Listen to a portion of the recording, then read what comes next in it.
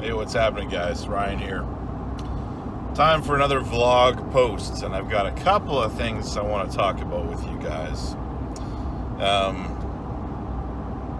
Again, on my way to work at Caldeck Truck and Trailers in McGregor, Manitoba.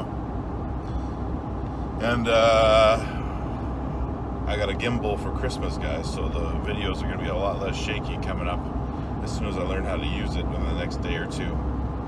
But for this video, it is status quo. It's just my phone sitting here, feeling all the shakes of the road.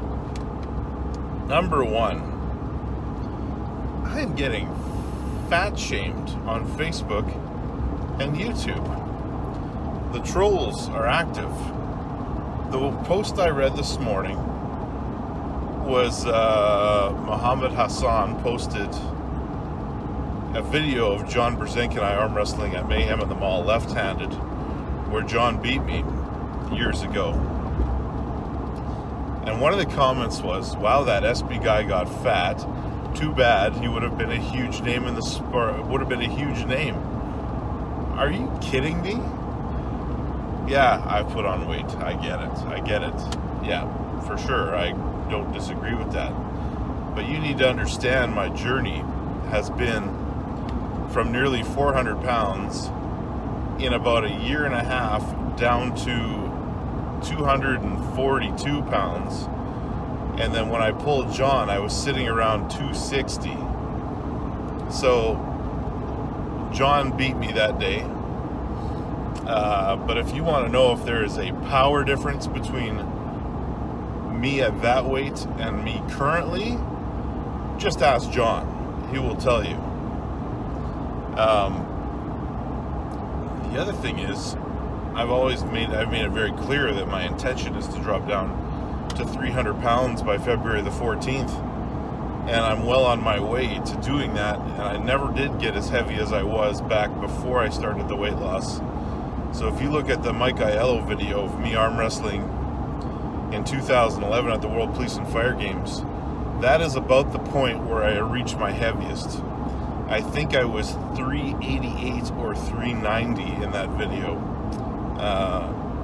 And then managed to come back, lose all the weight, and start to get actually in good shape.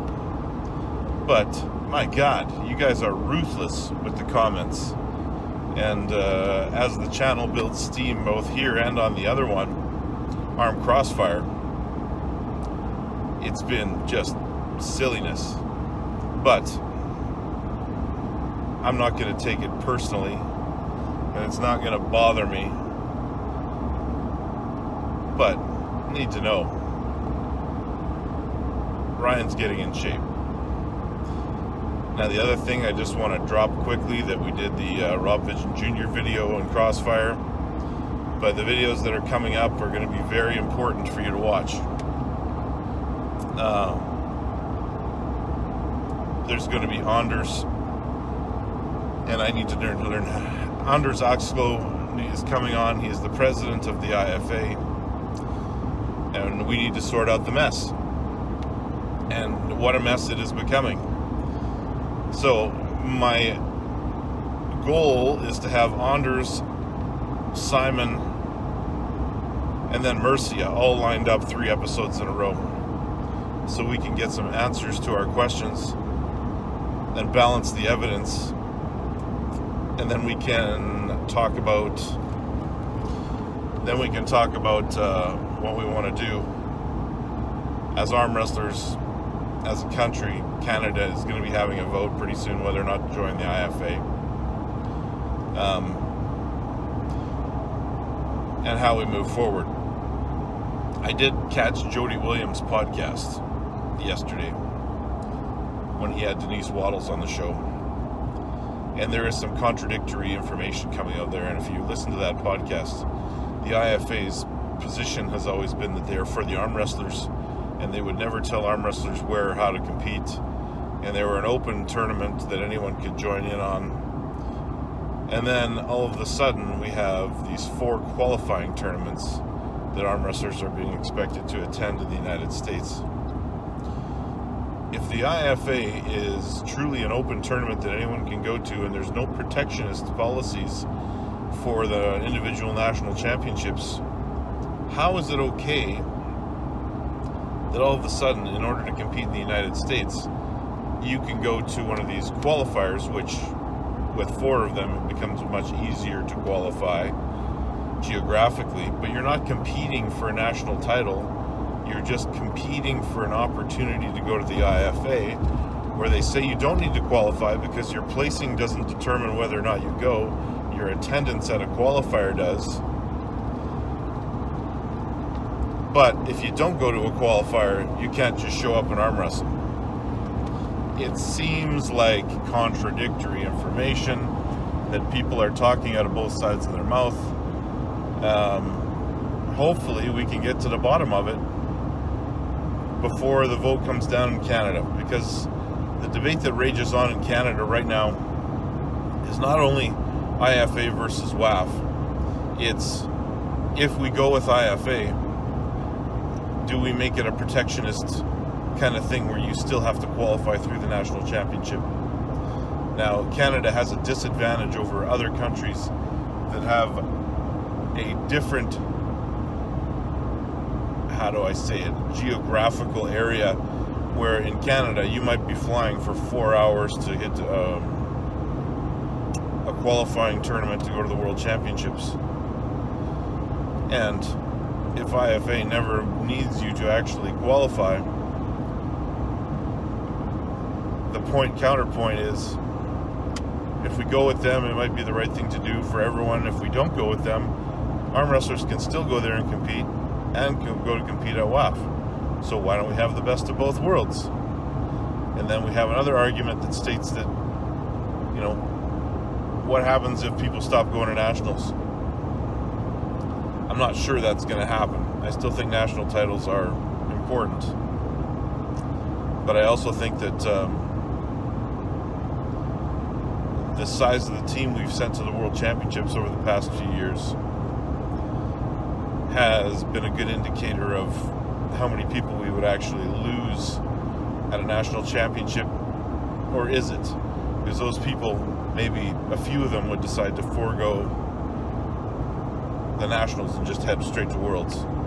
It's a tempting thing to do when the nationals are going to cost you a couple $1,000 to get to. In many cases over my arm wrestling career, the trip to the national championships has costed more than the trip to the World Championships. Anyway, we're going to try to sort it out over the next few weeks, you guys. And at the end of it all, we have a big decision to make, especially here in Canada.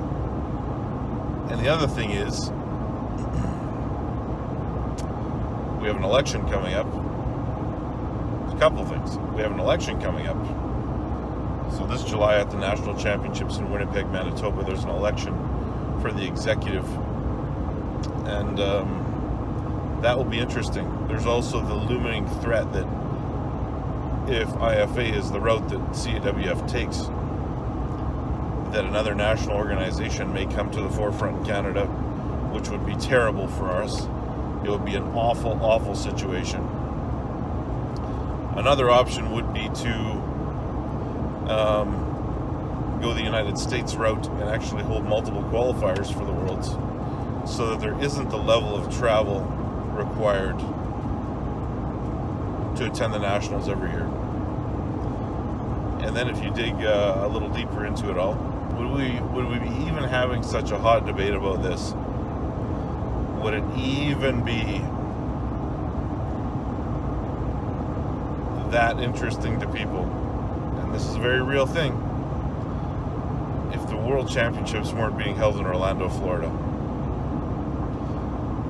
what if the World Championships were being held somewhere else that wasn't such an interesting destination for people? Would we still be having this discussion as hotly as we are right now? It's hard to say.